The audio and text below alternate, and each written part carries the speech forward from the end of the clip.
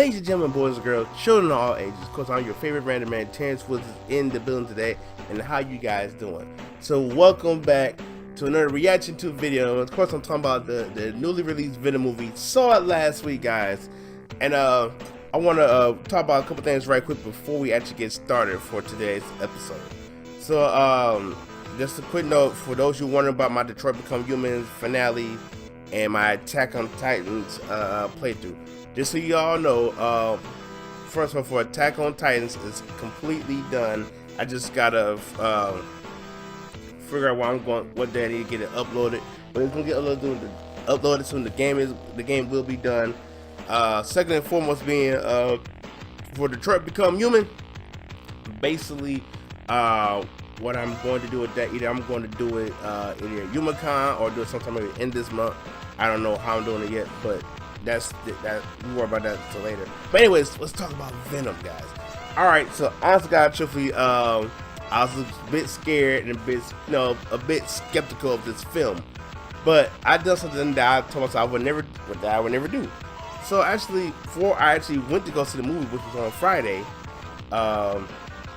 me and my buddy Victor Quick went. We did a review for the movie on his channel. Make sure you check him out, Victor Quick 1. Give him a shout out. Tell him your favorite Reddit man sent you. I actually watched some of the reviews before I went to go see this movie. Now, normally I wouldn't do stuff like that because I ain't want no like certain review linger on me or let me pass judgment on the film.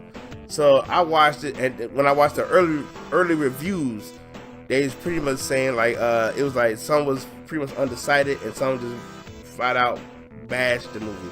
So like people saying like they don't get the Venom's humor, or some people like it's like it's fun in certain areas and it's just like a hodgepodge, if I can say that for the film. So pretty much that. So I wanted to go watch the movie myself, and and one reviewer did say that he puts it in the category of Catwoman. That is such disrespect.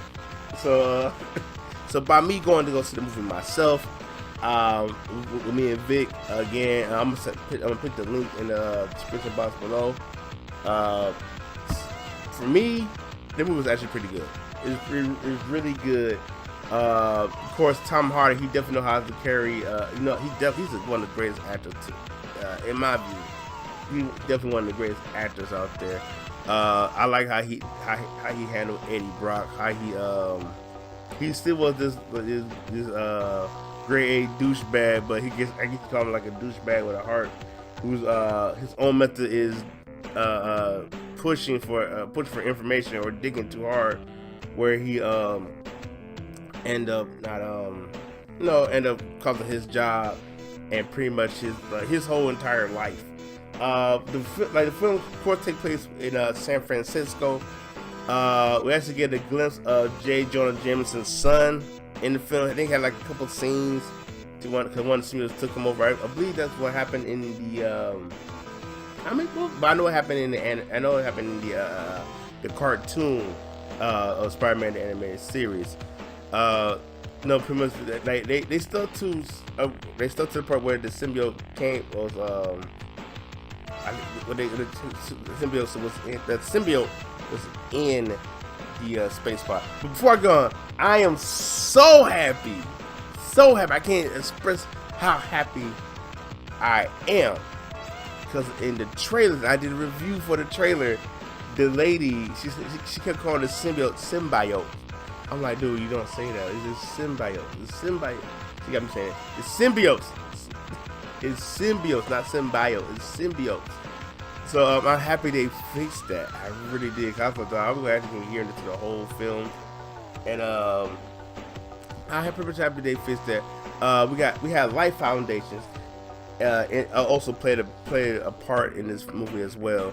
Because I believe the storyline for Venom is Lethal Protector and Planet Venom. I don't know too much about Riot, but God, dog, he was a beast. But like one of the things I mentioned, as I said earlier in this video, that some of the some of the reviewers say they didn't get Venom's they didn't get his attitude or his personality. See, and this is where I kind of get back at reviewers for. Now, sometimes I believe sometimes they review stuff without knowing knowing the craft or knowing the character, because like Venom always has been this crazy yet sense of humor in the comic books. But going back a bit further, the first person who actually wore the Venom costume was not Spider-Man himself, but it was actually Deadpool. So symbiotes kind of take on their carriers, or their hosts, I should say, personality, and henceforth, Deadpool was Venom's first. Deadpool's first one was donned the Venom costume on. So you know how crazy that's why you see that weird sense of humor where Venom's talking about like he's like, oh, let's eat their brains, let's kill them all. Like, and it's like, no, we can't do that. But it's definitely way better than Spider-Man 3's Venom. Venom was this hulking, was people almost like a hulking mass of horror, and where Venom on Spider-Man 3 was just a rush job. It was even more crazy that they say that the CGI was kind of dated for this film. I was like, no, it can't be. What? Again, it's like, if you don't, because I knew about Venom, but I don't know too much of the story as he was a part. I knew about like Maximum Carnage and stuff like that. So when I found out about Lethal Protector, because when Spider-Man actually beats Venom, Venom was sent to San Francisco, where he started doing his job as a hero, or anti-hero, I should say. And then Life Foundation came in. I believe they made different, not made, I want to say they spawned different symbiotes. Because you saw like the yellow symbiote, which is Scream from Spider. I remember I think the first time I remember seeing Scream was in Spider-Man Separation Anxiety. Like, I think the cast did a fairly good job. We also got to see She-Venom. You got to see She-Venom. I wasn't expecting. I know we saw Eddie's girlfriend, but I wasn't expecting to see She-Venom because Eddie's girlfriend was actually She-Venom. So I was actually surprised to see that. That was pretty dope for me. She's like, "Hi, Eddie." She just gave Eddie a kiss, and then the symbiote took it, and then the symbiote went back to Eddie. Like the symbiote pretty much was like killing their host, so they couldn't really because they're trying to, like, the Life Foundation leader. He was trying to I guess evolve human or destroy the human race. It's kind of weird how they was doing it, but I believe they told the story really good. Excuse me, I believe they told the story really good. But at the same, if I had to nitpick with something with this film, I wish they would have actually told the storyline how it's meant to be told. But I realized they couldn't do that because I believe they probably didn't have the rights to actually do that.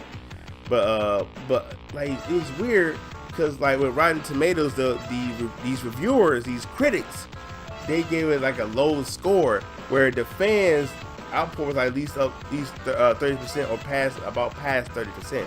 So that shows you that critics don't know what they're talking about 9 times out of 10.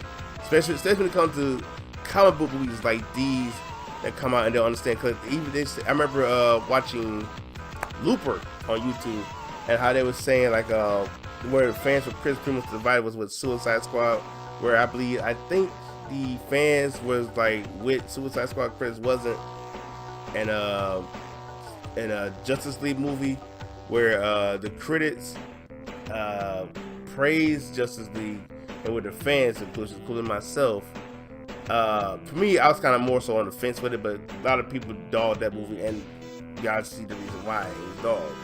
But with Venom, you cannot put that in the same category with Catwoman, because like we had a character I don't know even real, and she had magical cat powers and stuff like that. But what Tom Hardy did with Venom, man, it was really good with him and Eddie Brock. Totally done right, and especially with the scenes they had together. Venom was telling Eddie, like, don't open the door. So what do you mean open the door? So he hear the knock at the door, he opened it, and the dudes come in, and it was like the action really picked up when Venom was a part of Eddie. Uh, Part of me was like, it was a bit of a slow of a build up, but once it got to the action, it was there, right there to the point. Even sometimes I forget about the slow point they have in the end of the film.